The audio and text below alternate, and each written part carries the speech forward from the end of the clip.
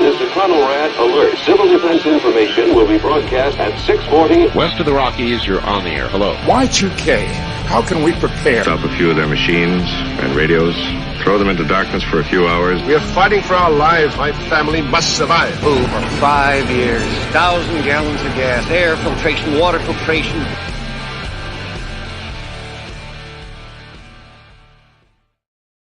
Coming at you from the frozen tundra that is East Central Alberta, Canada. Streaming live on YouTube, Facebook, Twitter, Twitch, Rumble, and Odyssey. Welcome back to the workshop where we create community, find freedom, promote preparedness, share success. I am Toolman Tim. Today is June the 29th, 2023, and this is episode 331 of the Workshop Podcast. How the hell is everyone out there? Trying something a little bit new. We'll get into that in a minute here. Hey, Byron Roberts, great to have you.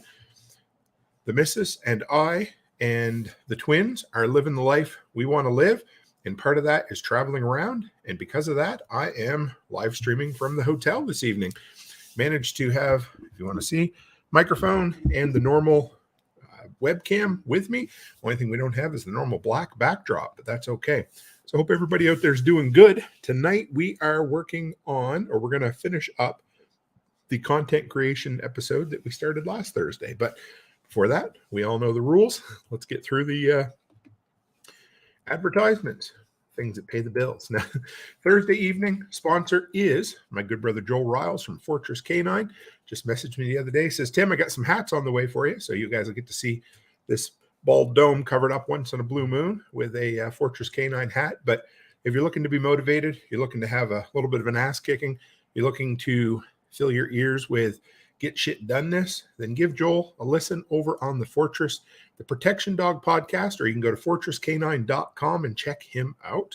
He actually donated I think it's an online dog training session to my next announcement, the fundraiser for Jenny Hill. Sunday afternoon, evening, we're going to be doing a live PBS kind of telethon thing. You'll see links in the description. I don't know if I've got it in there yet, but I'll make sure it's there by the end of the show. So you can check out all the cool things that all of the creators have donated that you can bid on to maybe help make Jenny's life just a little more comfortable when she's at home going through what she's going through. Ton of cool stuff. And yeah, give it a shot, guys. Check it out. And don't forget, Sunday evening live stream. It's going to be on my channel, Nicole's channel, and the Survival Podcast, Jack Spirko's channel. Hey, Know Your Joe. Great to have you. And finally, I decided on what I'm going to present on at Self-Reliance Festival. I'm going to be presenting on the concept of the poverty mindset. That seems to be my theme for 2023. It seems to be the thing that resonates with the most people whenever we talk about it. So that's what it's going to be. The cool thing is, if you see some of the shorts that are out there right now, I think actually the one that I sent in to Nicole and Letty and all them the other day just went live on all the places and is talking about just that. But you can get tickets, early bird tickets, by August 1st. I believe they're $75 instead of $95. So if you're coming, why not get your tickets ahead of time and save yourself a little bit of money? So with that, guys, it's good to have you here. I really enjoy you, and we're going to make this thing work. This is another one of those. See if we can get that adjusted right there. Testings for when I'm in Tennessee. We're in Edmonton right now for a couple of nights, having some good time. We're getting some mundane prepping things done. We started by getting all the fluids changed in the truck. It's one of those things that costs money, but if you want to keep a vehicle long term, that's what you do. And then tomorrow, off to the dentist, right, hon? Yep, she's over there shaking her head. Nobody likes going to the dentist, but it's one of those things that an ounce of prevention equal a pound to cure. And so hopefully I won't have to partake of the dentist too often. Just go get there, get things cleaned up and move on. Hopefully there's not a lot of cavities, but it's one of those things that you got to do. So with that, let's dive into tonight's main topic. And last week's show was such a big event, or I don't know if that's the right term for it, but we did last week on content creation. And I had so many notes that I thought I really need to do a follow-up episode. And everybody was like, hey, just follow it up next week.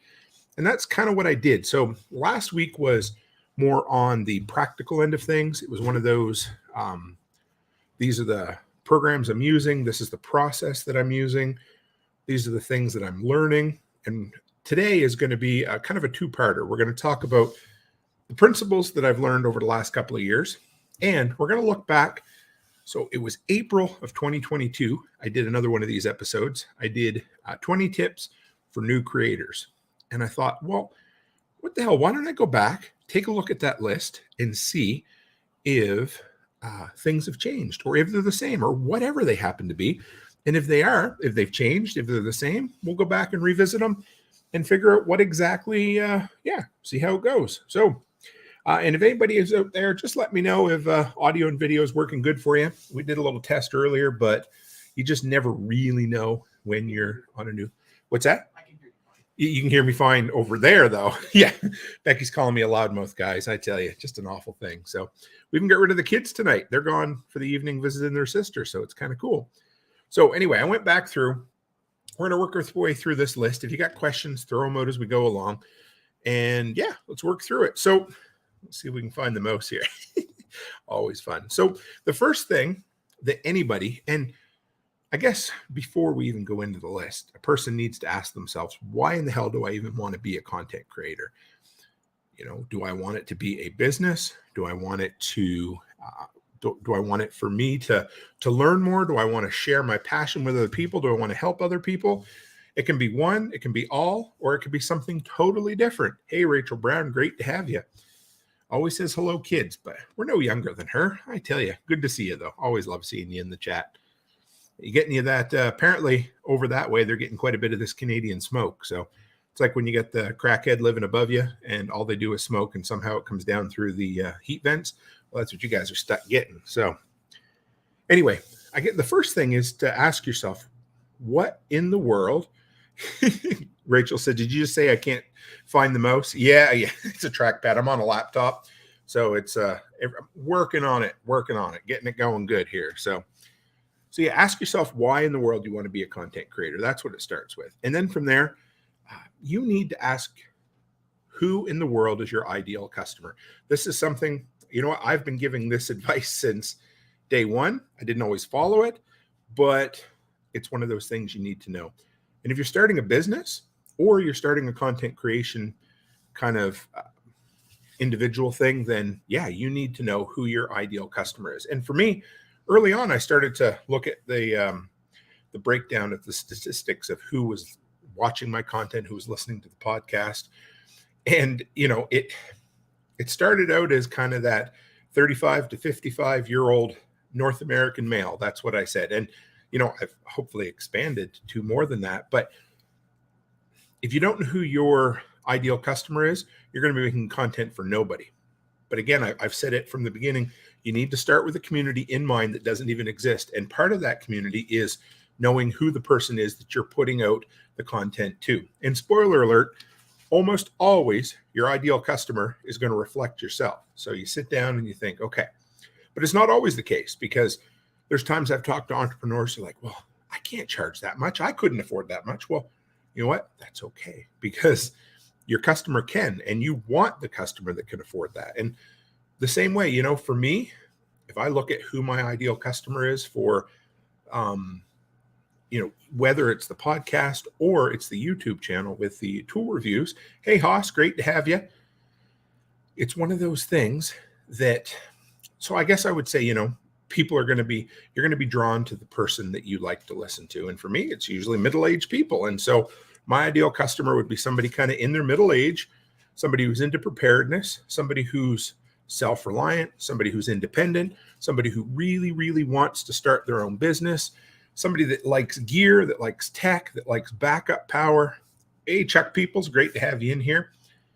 Any and all of that. But before you get started, and there's a guy on YouTube right now I've been watching a lot of. His channel is called Film Booth, and he talks about sitting down. He writes out entire pages describing who his quote-unquote ideal customer is, or who your ideal content consumer would be. Chuck People says, I like bald bearded Canadians. Yeah, my wife does too. Strange thing, isn't it? But yeah, so that's what you got to do, because you know what they say, if you aim at nothing, you'll hit it every time.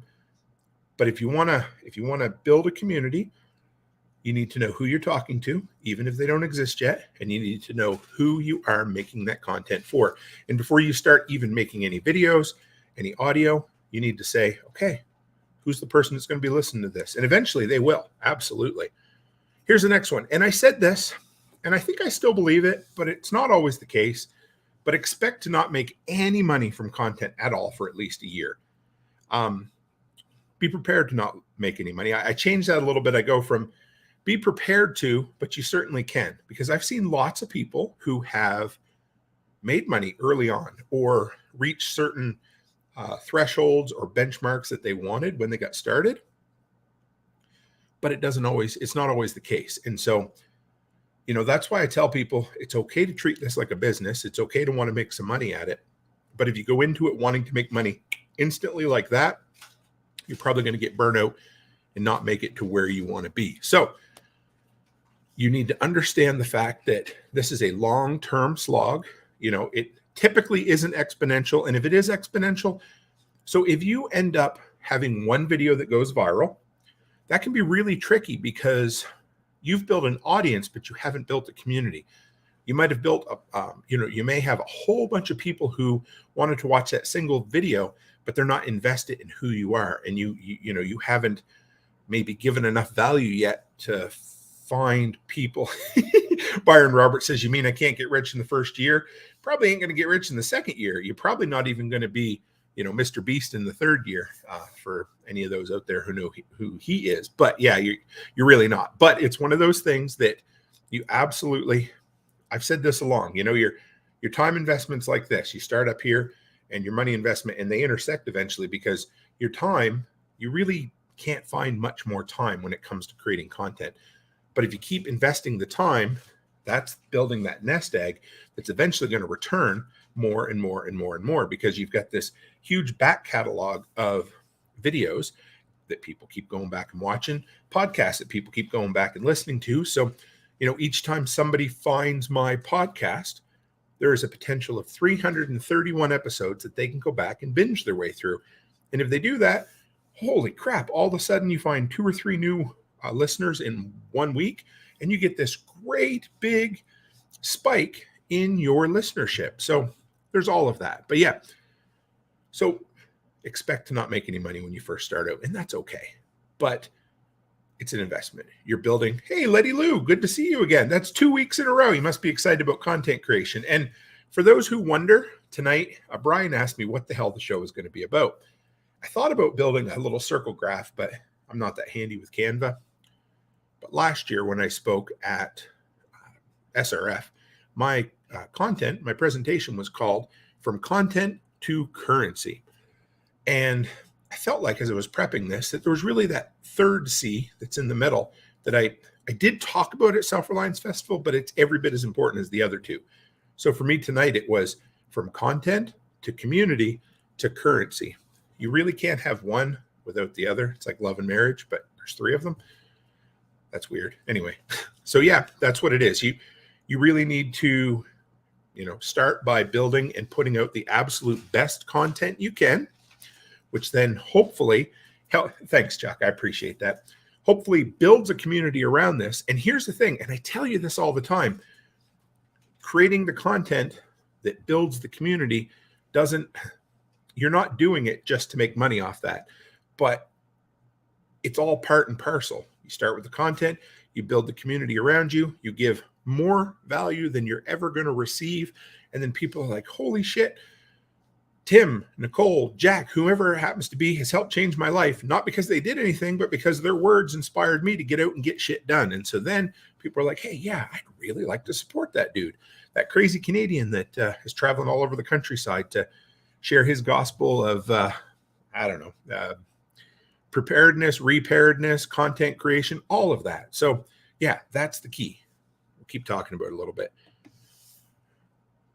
When I always started a new job, and I haven't started that many new jobs, but I always knew that the busy work was going to be the hard stuff that's going to get in the way eventually. And so I tried to learn all of the little things. Early on, I tried to learn, hey, where do these tools go? Where does this stock go? How do I do a return? All of that kind of stuff. I would try to learn all the little stuff early because I knew once I got really friggin' busy, I wouldn't be able to do it as much. So early on, respond to absolutely everything until you can't. And I haven't, that's a good one. Haas says, have I got a get shit done patch? I haven't, but I think we're going to have to. I did have I built like a brick shit house, but that's not quite the same as getting shit done. It's a certain type of shit you get done, but maybe not the type you want on a patch. So yeah, respond to everything until you can't. And that's at the point I guess I'm kind of at now with the YouTube comments. You know, always respond to emails from the community, always respond to as much as I can from within. But the YouTube comments, there's so many now that maybe half of them warrant a response, and you do your best. But yeah, so early on, respond to absolutely everything, because the cool thing is every time you respond to a comment, every time you send an email back, that's a potential piece of content. Almost every time I've responded to somebody's questions and emails, I've turned it into an expert counsel segment for Jack's The Survival Podcast. So yeah, all of that. And Rachel says, has Tim not had a good presentation that I haven't listened to 5 times? Love you, Rach. Always appreciate that. I put a lot of work into those presentations because, you know, if people are willing to come and you know, spend their hard-earned money to be there, and I want to do the absolute best damn presentation I can do. So there's that. So respond to everything until you can't. That's key, because that's where you build the community, because that's where you interact. You know, something simple I talk about this is a little different, but Chris Dixon, that crazy fellow that I didn't know at all from Claire's home down in, you know, south of Calgary, he messaged me and he said, hey, I'm coming through the area. Could we meet up and have coffee? And I could have made the choice of, guess what? I'm not going to talk to that crazy dude or whatever. Anyway, he's not just a member of the community. I mean, he's a guy that I consider one of my closest friends at this point. And that all happened from responding to everything. You just never know who or what, or, you know, the blessings you're going to find by responding. Chuck says, I have done that on all my videos based on your advice. Answer all comments and acknowledge them. Absolutely. I'll even go through, and unless it's a real dickhead comment, I'll hit the thumbs up and I'll hit the heart. So if I hit the heart, they'll at least know, hey, Tim saw that. It's not that, you do. You run out of time on responding. If you sat down and responded to absolutely every comment, you may not be able to make all of the good content you want to. Thank you, Haas. He said, have to say that was a great short on the water pump review you did. So you will notice my review videos have gotten significantly shorter, and I'm going to talk about that when I scroll down here a little bit. So we're going to work through some of these old tips, look back at them, see what's changed. Then I'm going to talk about the things that are most pressing on my brain, the things that I'm most passionate about, and the things that I've changed recently to hopefully, it's going to, you know, sound cheesy, but take the YouTube channel to the next level, because that's where we're heading. I think I may or may not have my first month this month gaining 500 subscribers on the channel. But what's really cool is you can really see it starting to do this. A lot of what I've been doing with TubeBuddy lately is starting to pay off. And yeah, I'm not fingers crossed. It's hard fucking work, and we're doing it. So, all right, next. Where are we here? Make one small change every single week. Sorry if I'm just a little more lost on the notes. Still getting used to this smaller screen with a laptop, but I love it. It's actually really cool. I've talked about it all the time, but it's true. 1% increase every single time. So if you do a podcast, go back and listen to your podcast. Or, hey, Kyle, he made it only 19 minutes in, and he already missed the 10-minute segment I did on Tiger King. So you'll have to go back on the replay, Kyle, and watch that. Hey, Hunter. Making notes, and he's over on Twitch all by himself. We got to figure out a way to grow that audience over on Twitch, guys, because I've been streaming there for a year and a half now, and I'd love to get more people in, but I've done nothing intentionally to do it. So if anybody's a Twitch expert out there and you're listening, let me know how I can get a little more twitchy. So make one small change every single week, every single time you make a piece of content. And that might be, okay, guess what? This time, that light coming down shined up my shiny old bald head, and it was very distracting to everybody else. So what am I going to do? All right, we're going to move the light in front of me. So What did I start doing? I started turning off all the lights in the office and using just the ring light on the camera. Something simple like that. Or I've told this story a bunch, but it's true. My problems with audio when I was first filming my review videos out in the workshop, and it was awful. I had so much trouble, but every single time I would get mad, I would swear, I would try to figure things out, and finally, it was that damn garage door opener. But whatever you do, always strive to improve every time, because if you're improving, you're going to feel better about what you're doing, and eventually, you're going to find that level that brings you up to, it doesn't have to be professional, but you're going to find that level of consistency and quality content that's really going to reverberate with your audience. And it, for some people, it might take 6 months. For me, it's taking 3 years to get here. And you're never, ever going to be there, but you're always going to be getting closer. Schedule posts. Always have some content in the can. That's another one. So, all right. It is what it is. I don't do a ton of scheduling as far as posts go, but I do schedule my YouTube video. My drop dead, never missed once in 3 years, is my Wednesday 3 p.m. review video on my YouTube channel. So I try to make sure I always have content ready and booked and ready to go. That's for me, that's the way I do it. And it helps take a little bit of the stress off. And I also try to have 1 or 2 episodes recorded for the podcast ahead of time, because when people get used to you putting out content at a specific time, they're going to look for it and they're going to be disappointed. You don't want them to be disappointed. So if I'm going to not have a podcast for a certain day, I try to let people know ahead of time. But tomorrow night normally would be Becky and I's Friday night live, but we're on a mini vacation. So I have a pre-recorded episode that I did with Tori, the Wandering Ma. We did an in-person interview at the Thrivalist Fair. So that will be there for you guys. It'll be it'll be an audio. There will be a video uploaded before too long, but I wanted to have something out there for you guys. Excuse me. Next, constantly promote yourself. And this might feel absolutely weird or disingenuous when you first start, but you're building a brand, and that you are the brand. So you will see lately that I have my boonie hat with my patch on it in all my review videos now, because that is part of my brand. So when people see a video, they're like, oh yeah, there's that weird looking dude that wears that funny hat with the patch on it. They know, right? So packaging what you do in a brand, there's nothing wrong with that. And you want your brand to be out there for everybody to see. So it's going to feel weird when I will save that right there. Haas has a great question that we're going to get to in just a minute.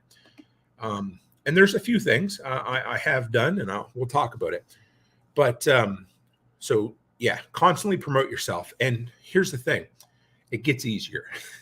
And promoting yourself can be in a lot of different ways. But one thing that Nicole taught me early on is you can announce something in a podcast every single week, and people will still say, holy shit, I didn't know you were doing this, or I didn't know you did that. For like the first year and a half I podcasted, I would get people who would message me and say, wow, I didn't know you had a podcast. And I'm like, yeah, well, I literally post a before I go live and an after I go live episode reminder on every platform that people follow me on. And some people still missed it for 18 months. So that's part of it. That's why you need to get better at this. So Backwoods Butcher says, that's been the hardest thing for me. I'm not the person to scream my name from the rooftops, but I'm getting better. I get it. And you don't have to be an asshole about it. You don't have to be one of the guys that does the stupid, surprise pictures or, thumbnails for your YouTube videos. You don't. But you have to figure out what works for you with your personality. But it's just part of it. If you want to put yourself out there and you want to get your message to the most people possible, you have to become comfortable with promoting yourself. That can be going on other podcasts. That can be doing collaborations with other people. That can be sharing your podcast every single day on social media, every episode for 331 episodes, whatever it is. You have to figure out what your version of self-promotion is. And like I said, it doesn't mean you have to be a dickhead about it, but you do have to get comfortable with promoting yourself. It can be merch, it can be giveaways, whatever it happens to be, if you're Josh, it could be stabbing yourself in the leg with a sword on TikTok, that kind of stuff. I mean, there's all kinds of different ways to spread your brand, right? Don't be afraid. Here's the funny thing. I've kind of settled into a few things, but don't be afraid to try new platforms. Quite often I make the excuse that I don't have the time to try these things, and I get it. But a couple of them,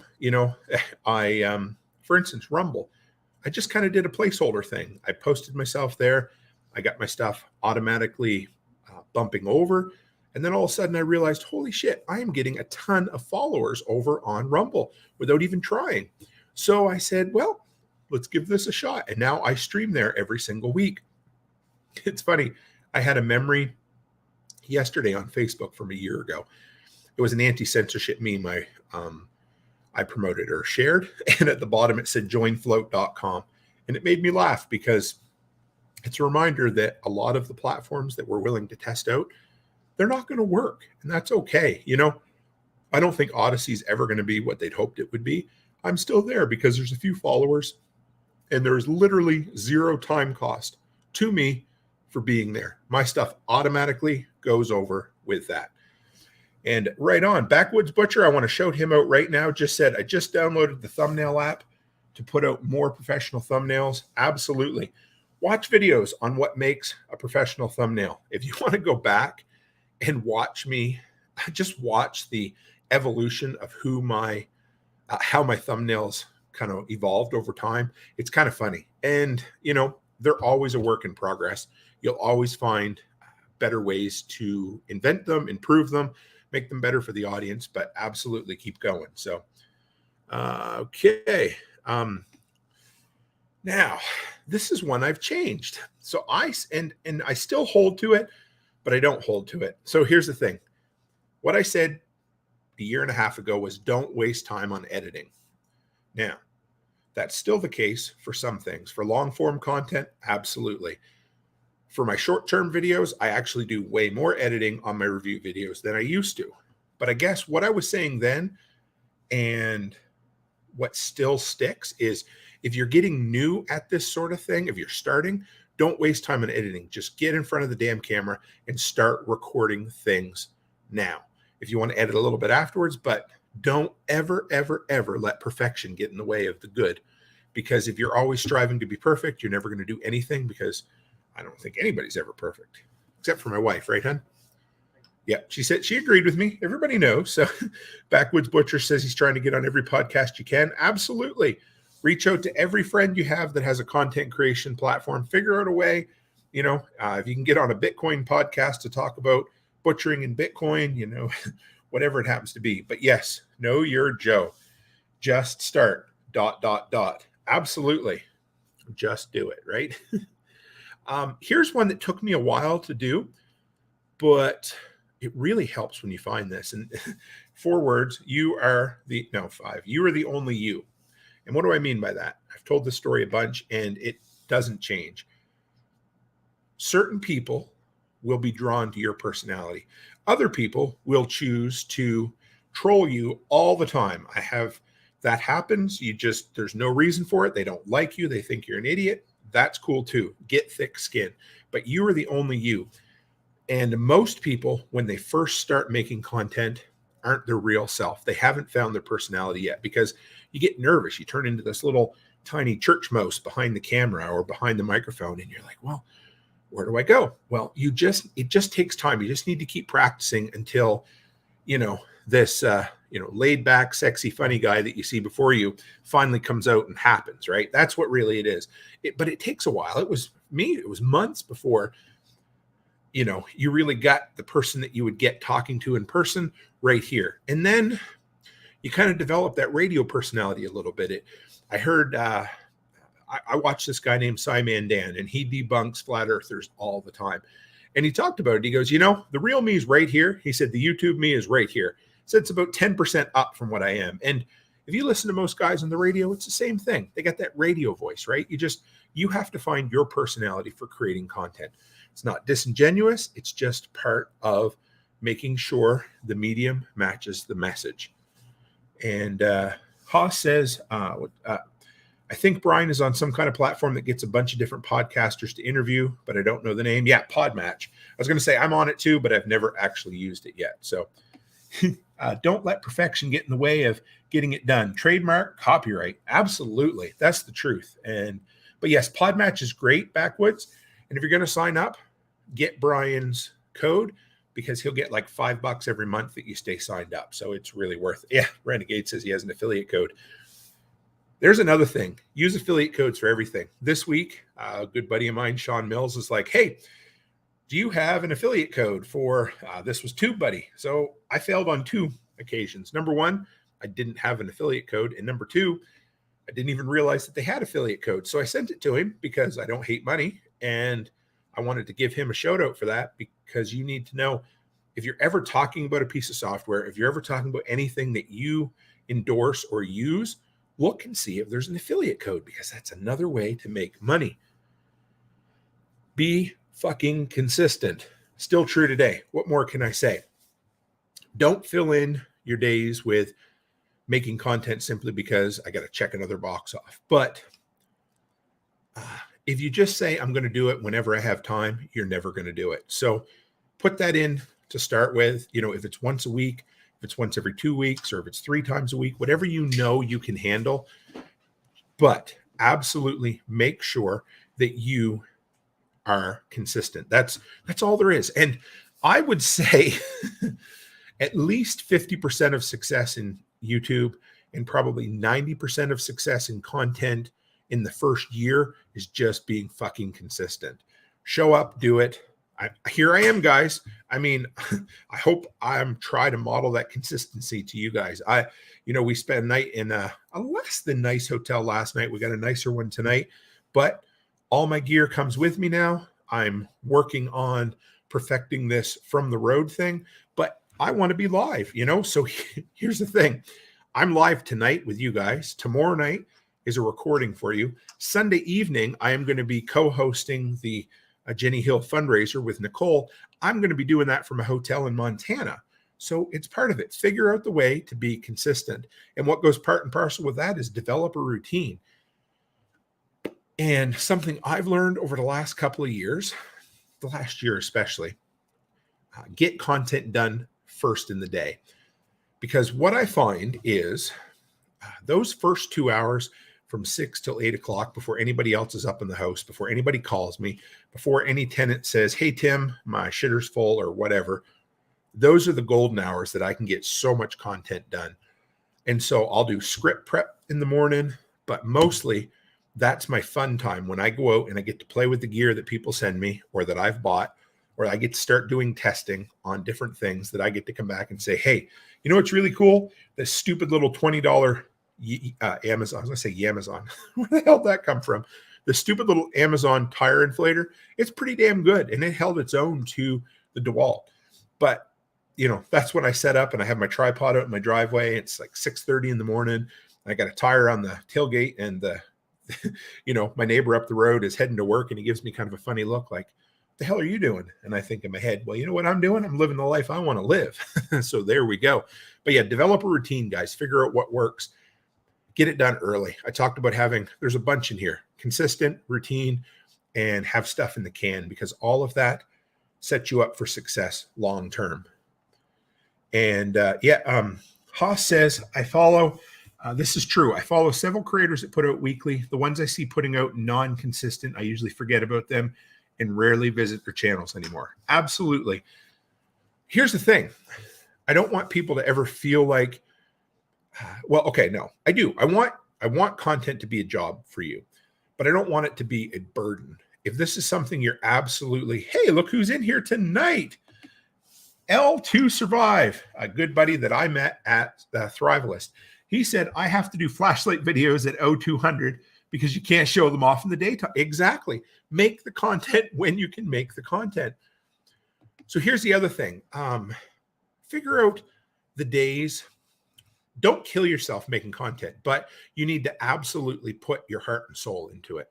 And so for me, I've said this a few times now, but this Saturday, taking Saturdays off has been a godsend for me, guys. I love it. And do I miss you? Yes. Do I miss I loved having that freedom of that 4th episode a week to bring in all these cool ideas. I am stockpiling them, but you know what I really love? I love having that one day where I know from 6 o'clock in the morning till 10 o'clock at night, I can work on anything I want without my brain thinking, okay, it's time to come in here and start chatting all the time, right?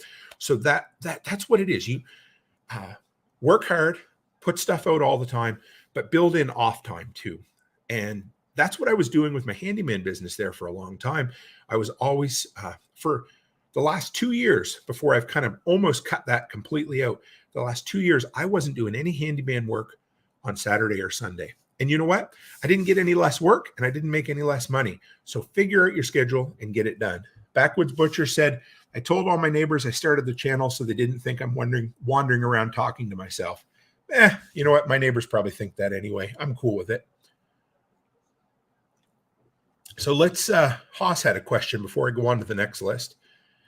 Excuse me, guys. Said, what do you do, Tim, if you get content blockage? Xlax works. Oh, no, that's the wrong thing, Tim. Shut up. No, so content blockage is a real thing. And what do you do? Okay, I'm going to run through a few different things here for you. I'm going to bring this back up because I made it disappear by mistake. Content blockage can be tough. More fiber, absolutely. So what does more fiber actually mean?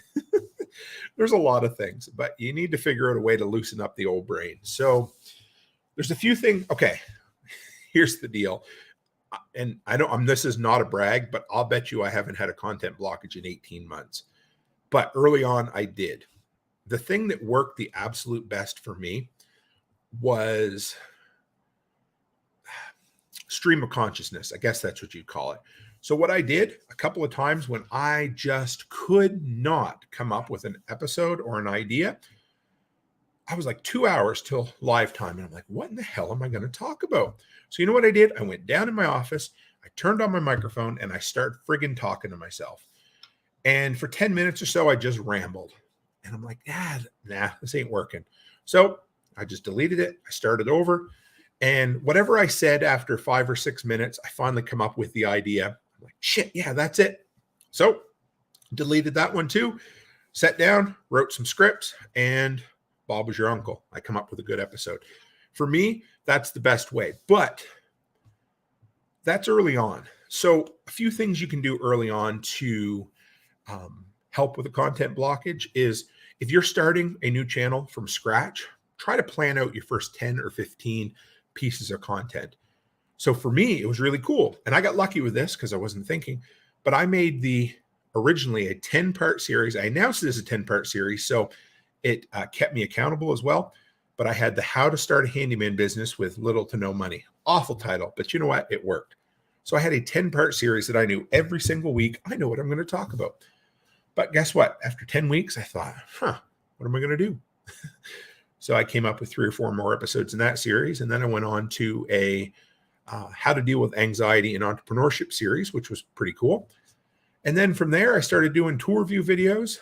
But if you're suffering, the first thing you want to do is always write all your ideas down. And I know I've said this 100 times, but there's somebody out there who still hasn't heard it, and you need to hear this. If you're driving, speak it into your phone. If you're laying in bed, write it on a piece of paper. Whatever you absolutely have to do is write down your ideas, because life is busy. I get stressed. I do everything all the time, heading in 100 directions. And I'm not kidding. I can be like this on my phone, and I can scroll down, and all of a sudden, boom, it's gone. I've lost it that fast. So write down anything that and no matter how stupid you think it might be, write it down. That's number one. Another thing is, if you're not sure what to write about or what to talk about or what to record, go watch content. Just watch a ton of it. You can search through YouTube Studios. Right now, I can go in and I can look at my audience, or sorry, not my audience per se, but it could be subscribers, or it could be people similar to my subscribers, and it'll say, hey, they're searching for DeWalt. Or earlier today, I was watching, they're searching for cordless. Anyway, this cool video come up and it said 10 things DeWalt made that you've probably never seen before. Guess what? 2 of them on there were really cool products.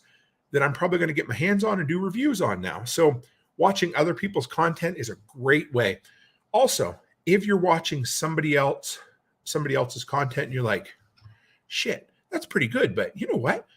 I could do that better. Or remember how I said there's only one you? Well, that person can do that video. You can do that video.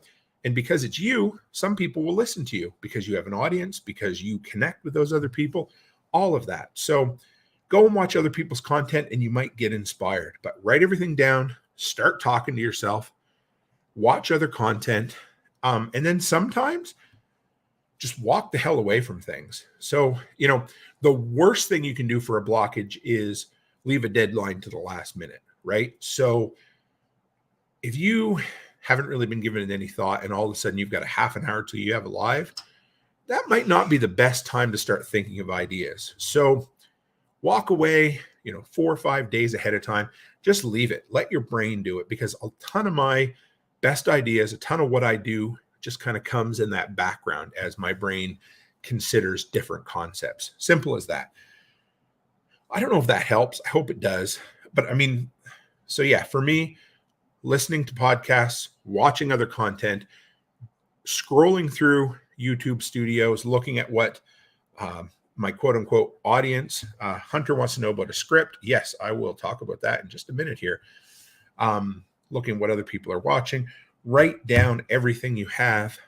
And if all else fails, just start talking to yourself in a microphone or into a camera until you come up with an idea that you absolutely can't live without. And sometimes it takes time. So Hunter says a script. I have gone back and forth on this. So here's the deal. Let's put that up. So do I script? Okay, here's the thing. When I first started, I would script every single word of my videos.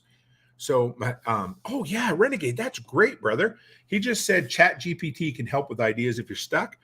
ChatGPT is an incredible program, whatever you want to call it, person, individual, non-sentient being. Anyway, whatever it happens to be, it works.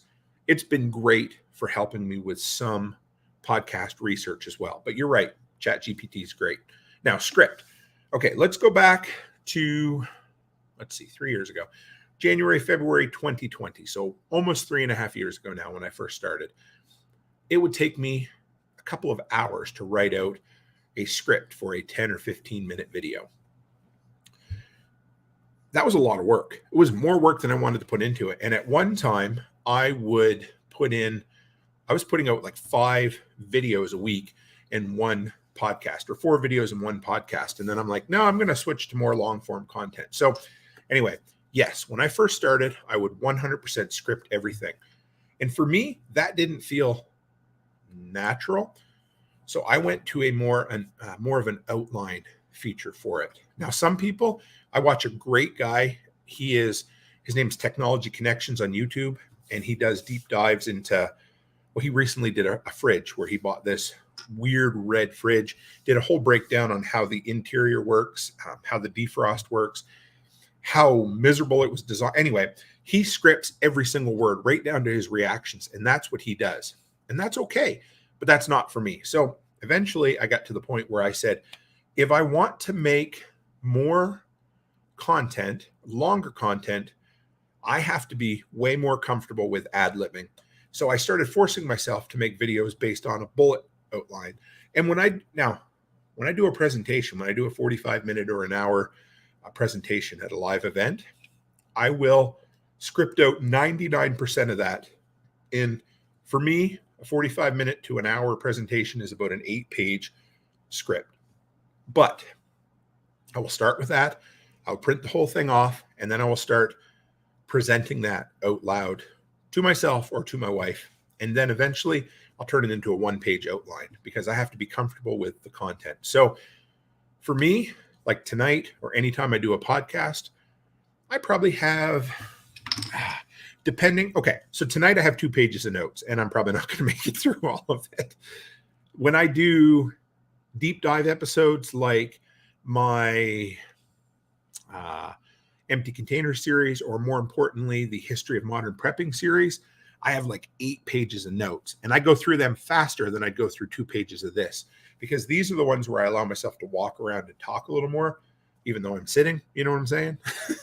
But really deep dive historical stuff, I want to make sure my facts are right. So I'm going to have a breakdown for scripts. And Backwoods says, I tried a script and then remembered I read it like a third grader. So that's the thing. The other thing about a full script is it takes a lot longer to become natural with it. So if you just have bullet points, I have right here, like be fucking consistent in parentheses, still true today.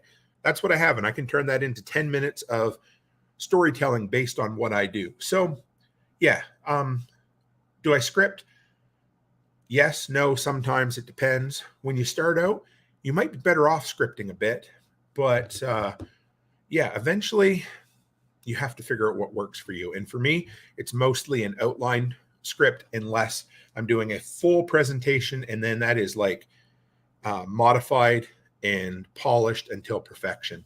And then I still break it down to an outline. So hopefully that helps. All right. Who else we got here?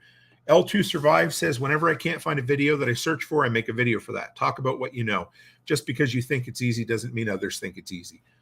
Bingo. And I actually have a whole list in here of how to find ideas when you don't have ideas. And one of them is those exact words. Talk about what you know. If you've got nothing else to talk about a topic you know. And what's better than a topic you know? Yourself. So tell your story. Don't forget. Go back. Here's the other cool thing. If you've been creating content for a year and your audience has gone from 100 to 1,000, guess what? There's 900 people that probably haven't heard your first bit of content. Also, you're not going to teach it the same way you taught it a year ago. Hence why I just went back through this list from a year and a half ago almost, because everything's going to change. So reteaching, retopicing about things that you've already looked at before, never a bad idea. L2 Survive. Talk about the products you own that you think everybody else should know about. Yes. When I first started content creating, there was a guy, Tom, I believe was his name, I'm pretty sure. And he was a big supporter for a long time. And there was a guy, I never got the name of the channel he was talking about, but he said there was a guy that made a metric shit ton of money just going into his garage, picking up a product and talking about something that he uses on a regular basis. It's great. If you have things that you use all the time, talk about them. Don't forget Amazon affiliate links. Also, what I'm starting to find more and more, find the company itself and see if they offer affiliates, because Amazon is kind of that 3 to 4% at the most, whereas direct affiliates with companies can be 8%, 10%, 25% in some cases. So don't leave money on the table. Haas says, Jack used to do outlines with bullet points, but don't know if he still does that. Yeah, I need an outline with bullet points, at least some anyway. I need at least a page to really get going. Renegade says, I do notes, but I can't do scripts. I have to do somewhat freeform or it kills it. Yeah, absolutely. There's a bit of a spontaneity too, right? And Know Your Joe says, better to talk, make a bunch of videos on a variety of subject, or just stick to one. It depends. So here's the thing. Hey, Nate Lemaster, if you want to have a massive, 100,000, 200,000 subscriber YouTube channel, there's a pretty good chance you're going to have to niche down. And that means that you're going to have to get very specific on a topic, because that's just how that works. Now, that doesn't mean there isn't exceptions to the rules, but I've told people this for a couple of years. The main reason I started the podcast was because if all I did was do tool review videos for the rest of my life, I would get burnout and couldn't stand it. I have 1,000 things I want to talk about. And that's the cool thing about building a community. As long as you don't break the community's trust and you're passionate about a topic, there's a good chance that a lot of people are going to listen to you talk about that topic. So if it's a longer form, if it's something for your community, then you've got a lot of leeway. If you're specifically trying to build a YouTube, say, review channel or how-to channel, whatever it happens to be, if you want to find that massive growth, then you need to be very kind of specific in what you're doing.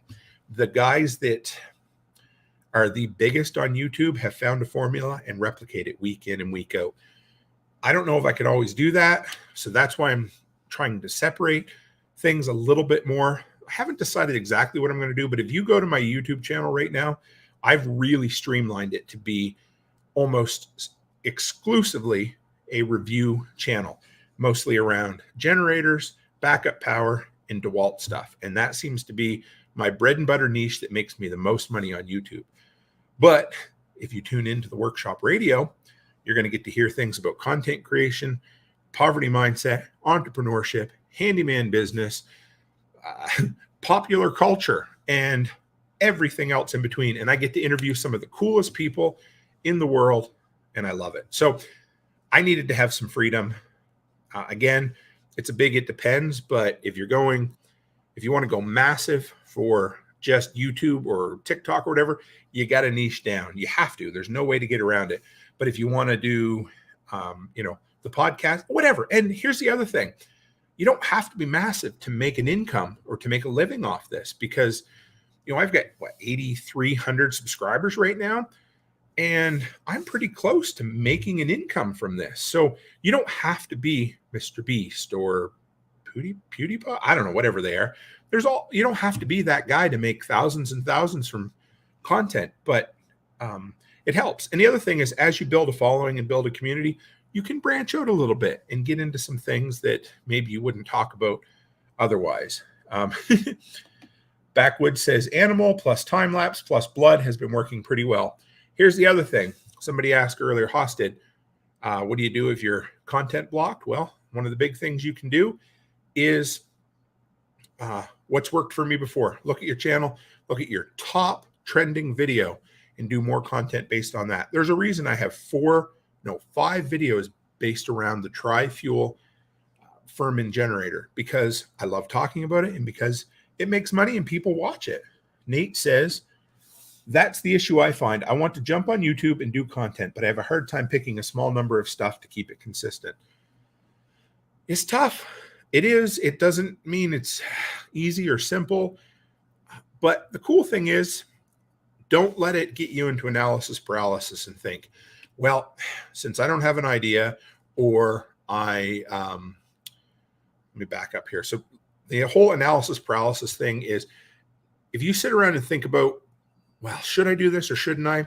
Just do it. Because the cool thing is, if you create something or make something and people don't watch it, you're going to be like, oh, well, I learned from that. I'll do something different later on, right? So just don't let it get you to the point where you can't or aren't willing to do anything. There are some guys that have serious coin on their channel. And the thing is, everybody starts out the same. That's the cool thing about YouTube, is we all get to start at zero, and we all get to build. We all get to come at it with our own personality, our own voice, our own polish or not polish, everything we're passionate about. And so when we come back from that, that's where we get to build. And the kind of cool thing about content is it's a slow crawl, but if you're willing to stick with it and you're willing to do the few things that really matter, you will find success. You just need to know what your definition of that success is, for sure. So, okay, I wrote down 10 things that are truer now than they ever were before for me, but it's actually 12 things. So you know how it is. But okay, so the first thing that I'm dealing with, and a lot of what I'm dealing with right now, for what it's worth, is YouTube videos, because I've been doing this deep dive into TubeBuddy lately. So, but you can take it and use it however you want. But the absolute dead most important statistic in YouTube is click-through rate. Now, there's more to that, but click-through rate is, you have impressions, you have click-through rate, and then you have views. So impressions are your video shows up in somebody's recommended feed right there. So their eyeballs have a chance to see that. That's considered an impression. You're going to probably get 10 times the impressions that you get views. So you want to get it in front of more eyeballs. And of course, your click-through rate is the percentage. Actually, so it's not even 10%. It's more like, for me, it's about 6% is my going click-through rate. You can have a lot better, you can have a lot worse, but I've always been happy when I hit 6%. That is the dead most important thing. Now, you can inflate that artificially by doing clickbaity titles and clickbaity thumbnails. Now, here's the thing. Clickbait in and of itself is not wrong if you deliver on that. If you say, I'm going to blow up a vehicle, and you don't blow up a vehicle, well, then your audience is going to lose faith in you. But if you say, holy cow, check out this video this vehicle I blew up, and you do it, that's okay too. So anyway, but click-through rate is the thing that absolutely most matters, because that's the thing that's going to drive more views to you. And that's exactly, Know Your Joe says, can't get the views if you can't get them to click on the video.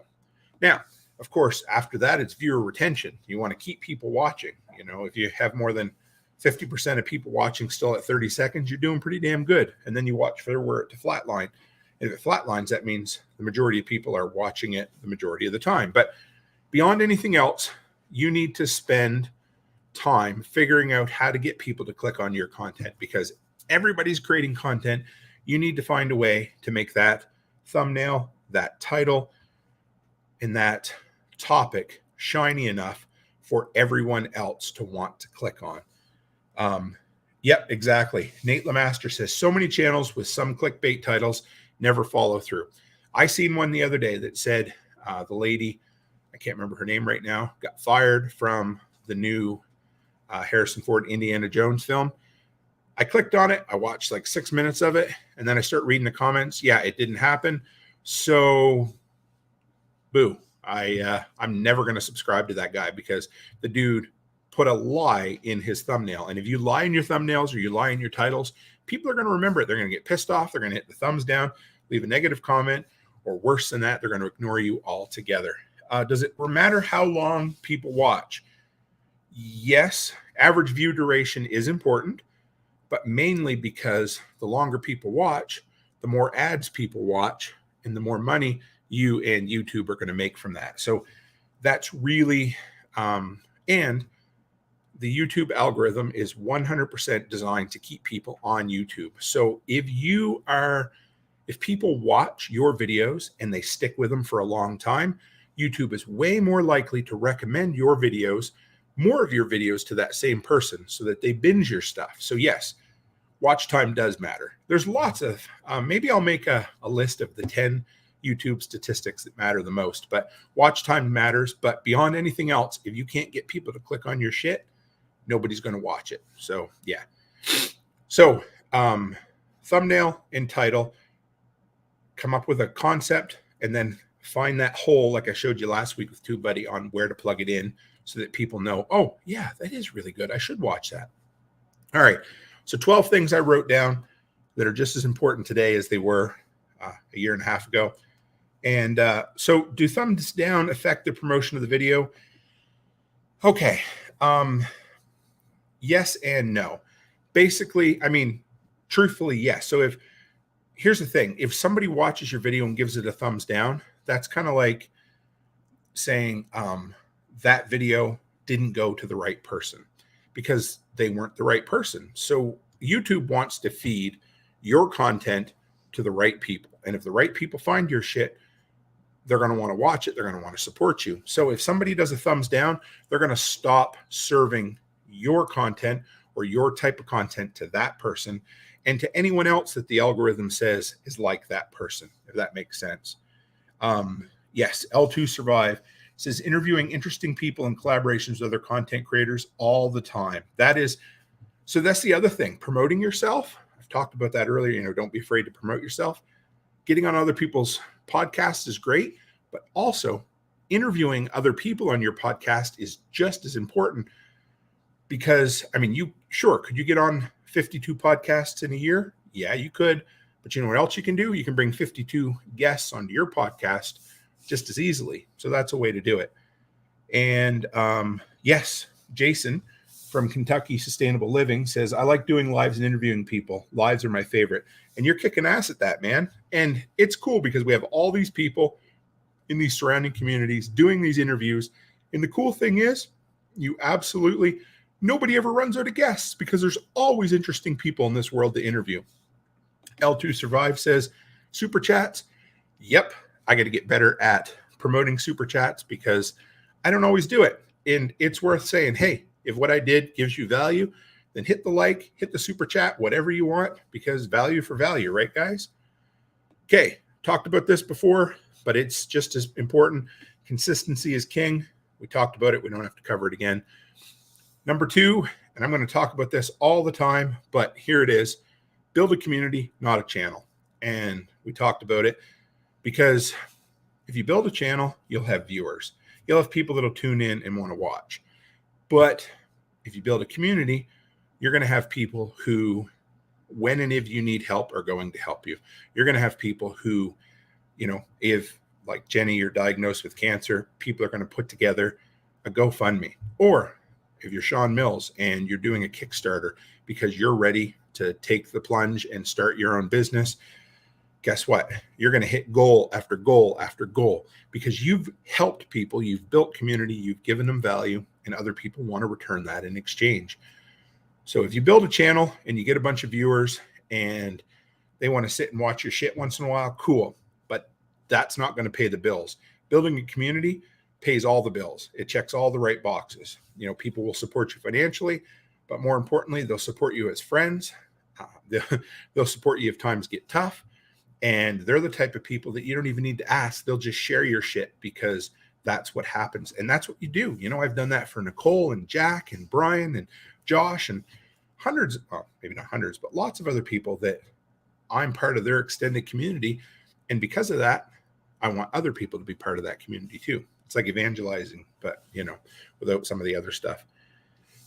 Here is my biggest lesson that I've learned over the last 2 years in content, and it's get to the point immediately. Tell me what the hell you're going to do.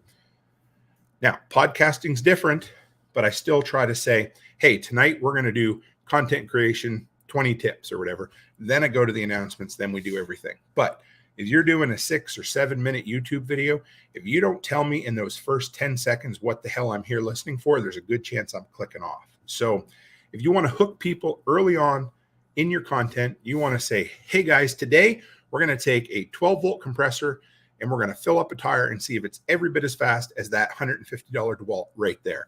And you guys know exactly what I'm going to give you in the video.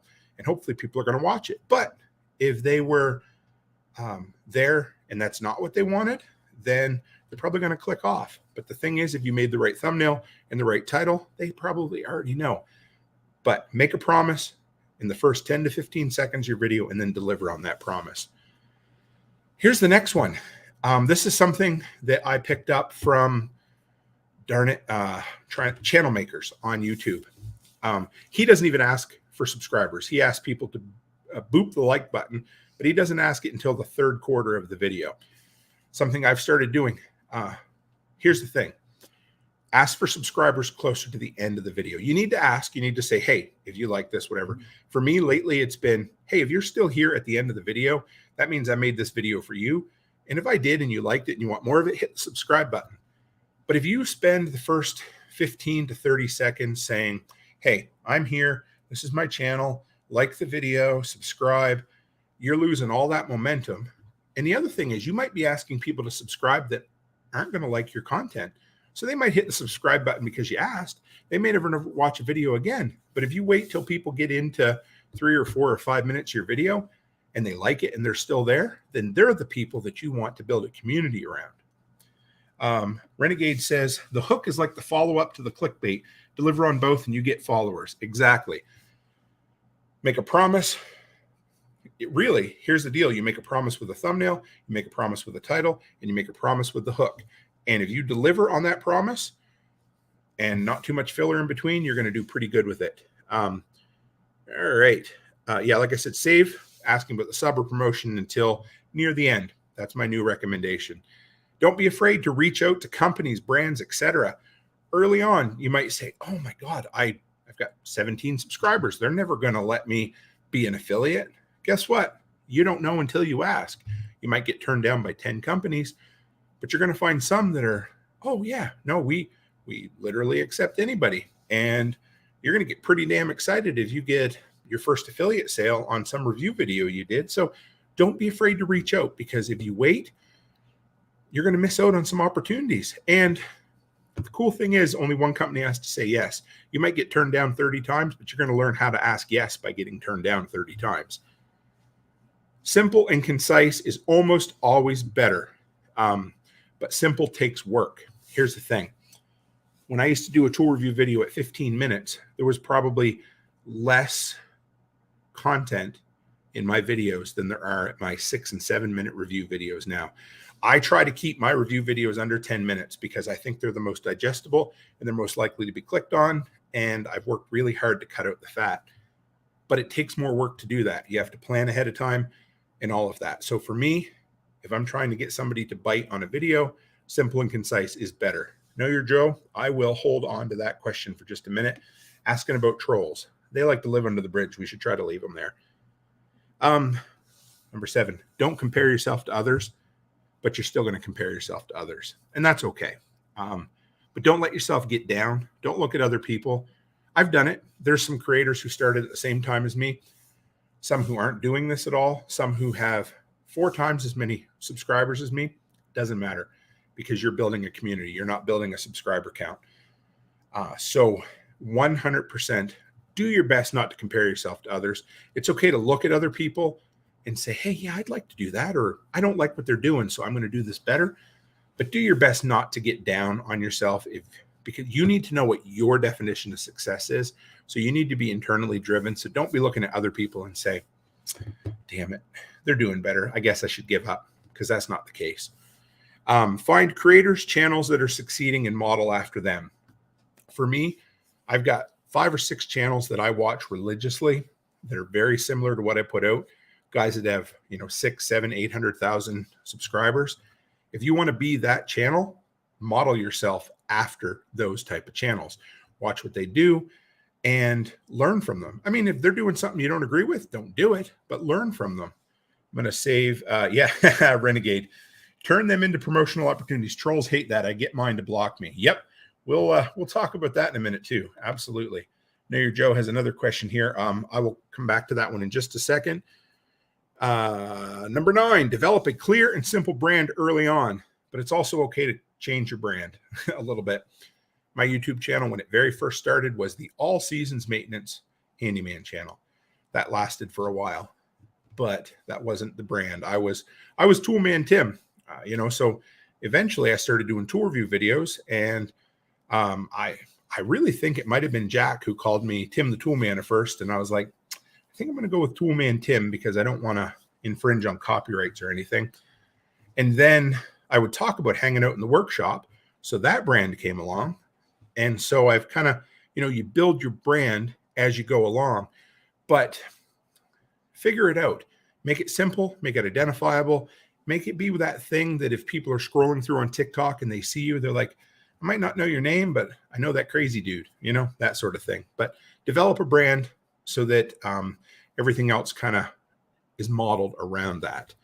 I'd be willing to entertain any idea, no matter how crazy, but also be ruthless about eliminating things that aren't working. So it's okay to try something different. It's okay to try new concepts. If they work, great, that's exciting. But the things that aren't working, don't be afraid to get rid of them. Because when I first started talking about eliminating things like I was doing Toolbox Tuesday, Money Making Monday, those things were just placeholders. I was just making them. I was getting 10 or 15 views. They had 0 life after they were made, all of that. So eventually I had to realize they're not working. I need to cut them out. But you know what is working? My tool review videos and my podcast. So guess what I started making more of? That. Because when you find the thing that's working, do more of it. And when you find the thing that isn't working, cut that out of your life and leave it on the garbage heap for sure. You can do a lot with a little bit. And up until this year, that was 100% my motto. Now I have, I have upgraded to some more expensive gear, but you can run an entire channel off an iPhone and a cordless mic for many, many years. And that's all you need. Up until 6 months ago, I had done 100% of my editing on my iPhone.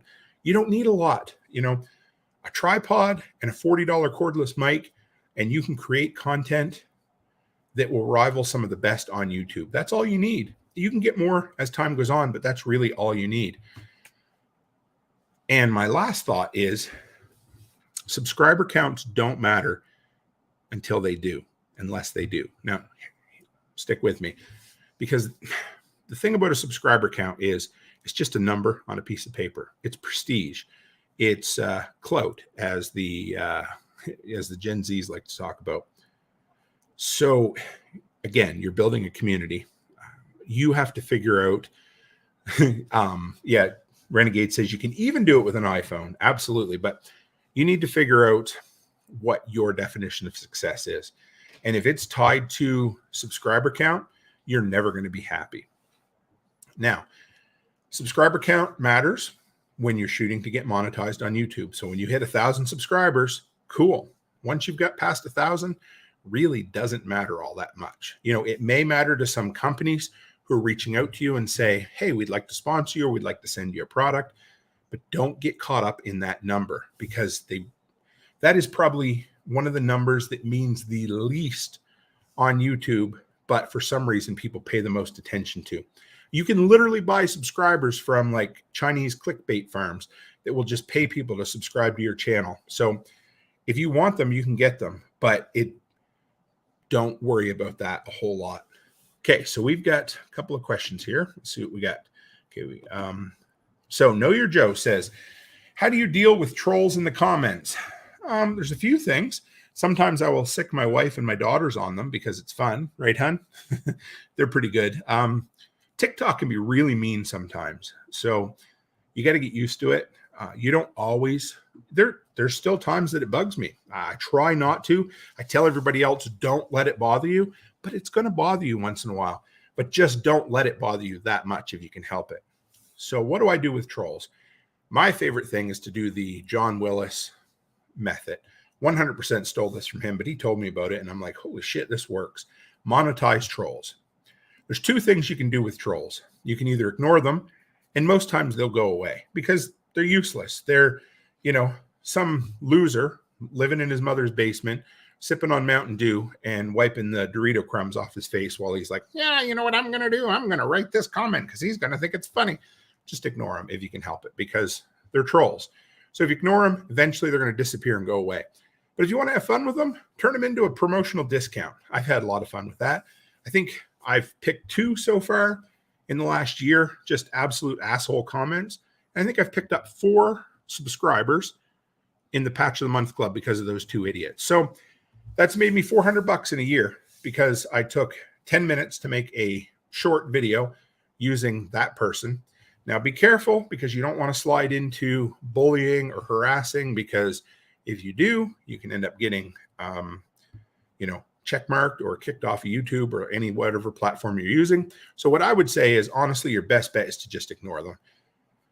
Delete them. If somebody is constantly leaving shitty messages on your channel, you can block them from seeing your channel. So go in, click on their name and say, no longer seen on this channel, something like that. So don't let them occupy space in your brain if you can help it. But if you feel like it and you're in an extra pissy mood, then turn them into a discount code and make money off them. And then tell them about it, because that's really fun. I'll go back here for a minute. And Renegade says, I find TikTok, I very rarely get trolls, but YouTube Shorts is an absolute shit show. And yeah, it's not always, it's whatever it is. Renegade says, I even made a t-shirt based on a Noster troll. He went away. It's all we can do. You can either call them out on their shit or you can ignore them. And either way can be pretty fun. And okay, next question from Know Your Joe. Do you get more views than you have subscribers typically, or the other way around? Typically way less views up front than subscribers. If I have, right now, I've got 8,000 subscribers, and if I have a pretty good trending video, I might get 100 views in the first day. But my channel's set up different. My live streams, if it's a really good live stream, might get 200 views on the total replay, and that's okay. That's part of it. But long term, my channel is more of a search-based channel. So my stuff exists there. I'm trying to make it more digestible for other people, but it makes 95% of its views from people saying, hey, I want to know about this tri-fuel generator. So they go and they look for it and that sort of thing, right? L2 Survive, where was that? Right there. Said, the more equipment you use, the longer it takes to make the content. I did a live stream recently with a phone and it took 2 hours and done. Exactly. And the more content or the more equipment you have, the more things can go wrong. You know, I went and filmed a video the other day. I love that beautiful, the wireless Go 2 mic from Rode that I have. It's cool. It's nice. I didn't turn the mute off. I recorded like 15 minutes of video and didn't have any audio to show for it. The crazy thing is that mic has built-in audio as well. So if it doesn't record on the phone, it will still record internally, except if you have it on mute. So there's that. L2 Survive says, I also recorded with 4 cameras, 4 audio tracks, and B-roll. That'll take more than 30 hours to edit. Exactly. So just know that the more stuff you take with you, the higher your production value is going to be, or you want it to be, the more work on the back end it can be, but it can also have more opportunities to go wrong. But as preppers, 2 is 1, 1 is none. So I do love the idea of multiple cameras and multiple microphones, because like last year at Prepper Camp, when I interviewed 5 times August, when the interview was done and I had no audio, yep. So from now on, I try to have multiple ways of doing this. So there's that. But yeah, so those are my thoughts this evening, guys. That's kind of, I'll do another one of these down the road. If you guys have more questions, send them along. But I've just been digging so deep into the analytics side of things that I thought it was really worth doing a 2-week deep dive into content creation, because there's so many content creators out there.